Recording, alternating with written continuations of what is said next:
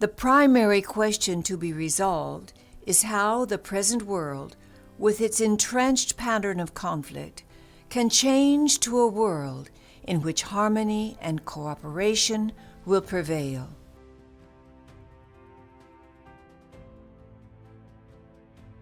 World order can be founded only on an unshakable consciousness of the oneness of mankind, a spiritual truth which all the human sciences confirm.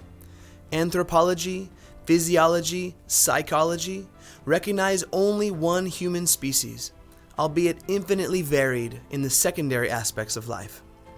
Recognition of this truth requires abandonment of prejudice of every kind: race, class, color, creed, nation, sex, degree of material civilization, everything which enables people to consider themselves superior to others.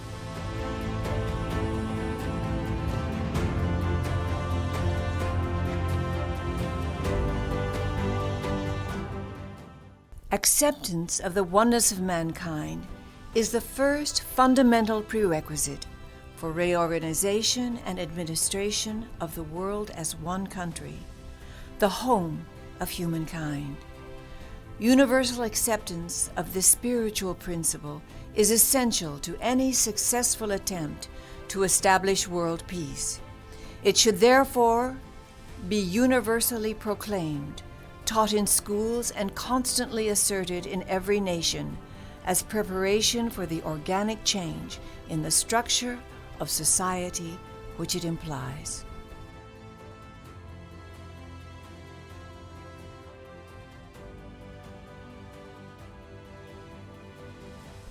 In the Bahá'í view, recognition of the oneness of mankind calls for no less than the reconstruction and the demilitarization of the whole civilized world, a world organically unified in all the essential aspects of its life, its political machinery, its spiritual aspiration, its trade and finance, its script and language, and yet infinite in the diversity of the national characteristics of its federated units.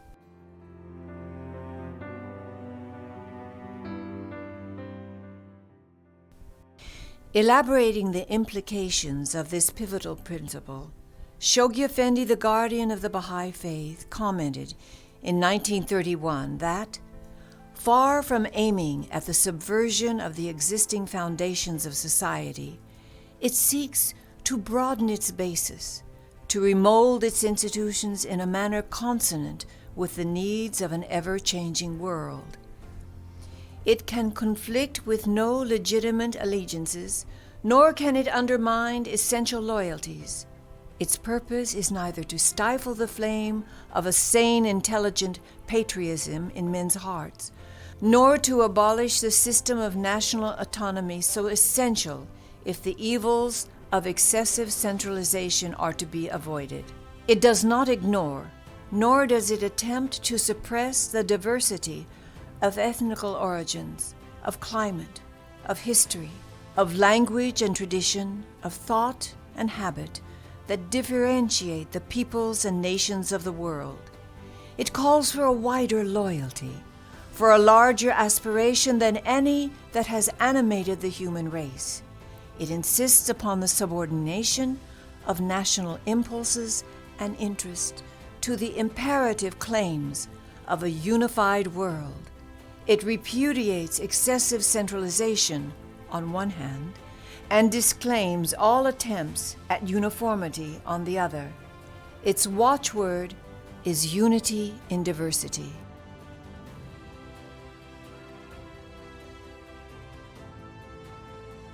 The achievement of such ends requires several stages in the adjustment of national political attitudes, which now verge on anarchy in the absence of clearly defined laws or universally accepted and enforceable principles regulating the relationships between nations. The League of Nations, the United Nations, and the many organizations and agreements produced by them have unquestionably been helpful in attenuating some of the negative effects of international conflicts, but they have shown themselves incapable of preventing war. Indeed, there have been scores of wars since the end of the Second World War. Many are yet raging.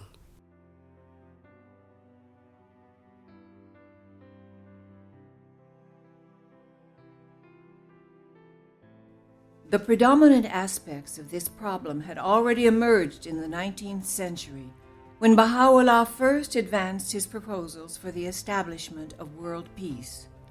The principle of collective security was propounded by him in statements addressed to the rulers of the world.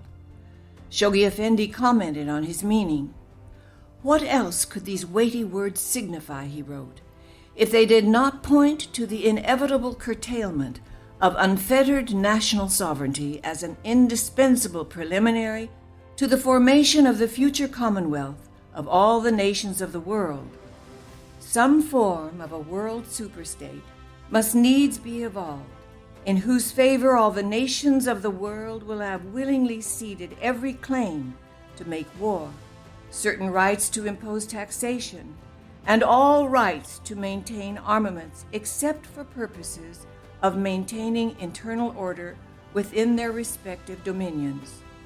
Such a state will have to include within its orbit an international executive, adequate to enforce supreme and unchangeable authority on every recalcitrant member of the Commonwealth, a world parliament whose members shall be elected by the people in their respective countries and whose election shall be confirmed by their respective governments, and a supreme tribunal whose judgment will have a binding effect, even in such cases where the parties concerned did not voluntarily agree to submit their case to its consideration."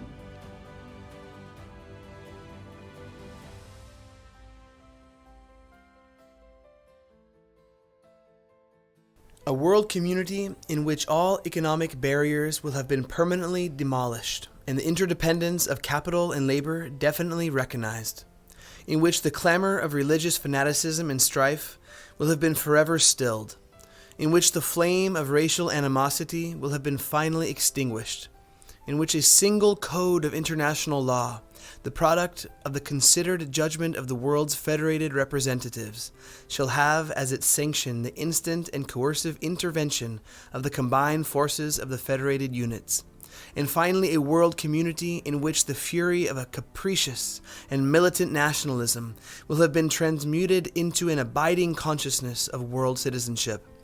Such indeed appears in its broadest outline the order anticipated by Bahá'u'lláh, an order that shall come to be regarded as the fairest fruit of a slowly maturing age.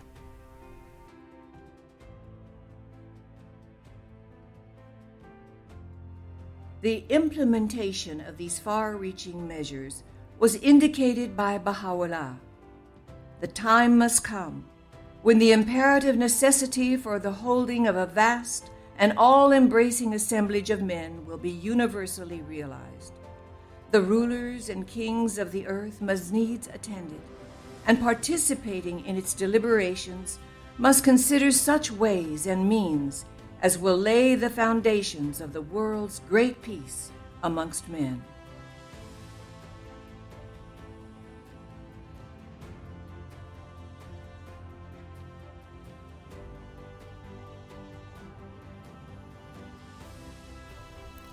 The courage, the resolution, the pure motive, the selfless love of one people for another, all the spiritual and moral qualities required for effecting this momentous step towards peace are focused on the will to act.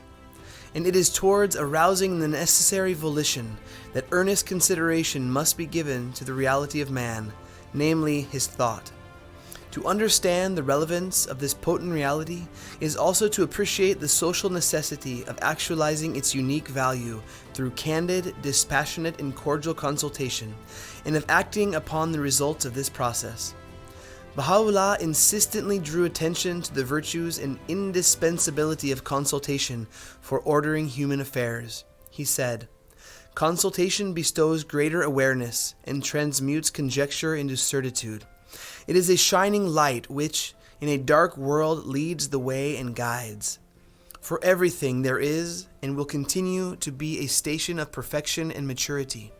The maturity of the gift of understanding is made manifest through consultation. The very attempt to achieve peace through the consultative action he proposed can release such a salutary spirit among the peoples of the earth that no power could resist the final, triumphal outcome.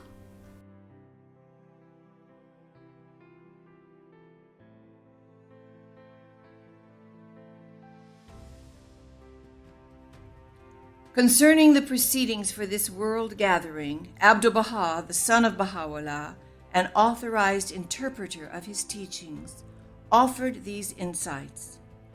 They must make the cause of peace the object of general consultation and seek by every means in their power to establish a union of the nations of the world.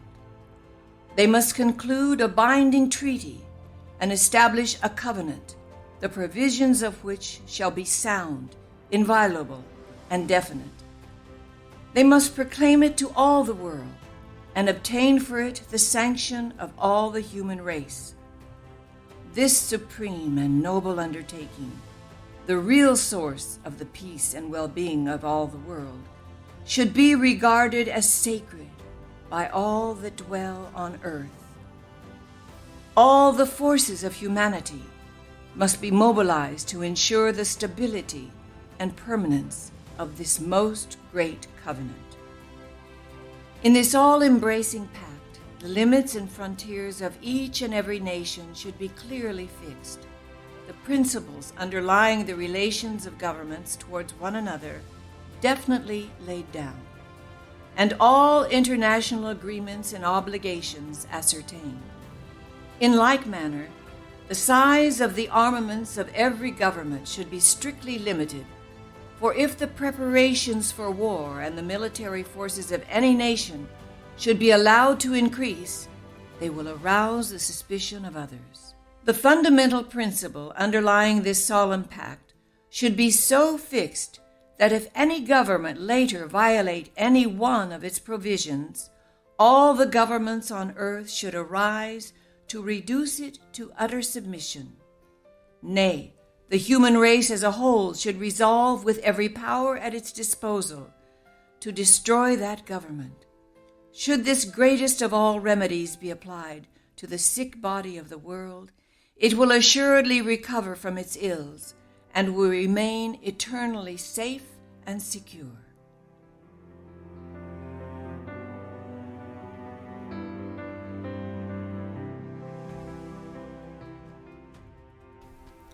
The holding of this mighty convocation is long overdue.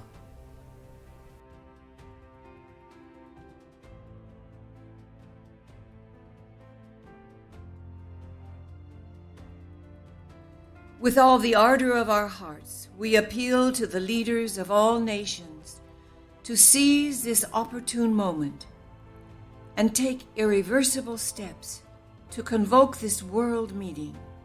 All the forces of history impel the human race towards this act which will mark for all time the dawn of its long-awaited maturity.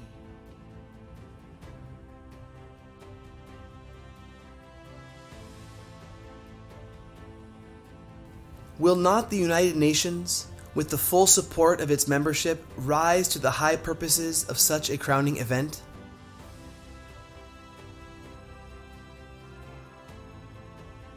Let men and women, youth and children everywhere, recognize the eternal merit of this imperative action for all peoples and lift up their voices in willing assent. Indeed, let it be this generation that inaugurates this glorious stage in the evolution of social life on the planet.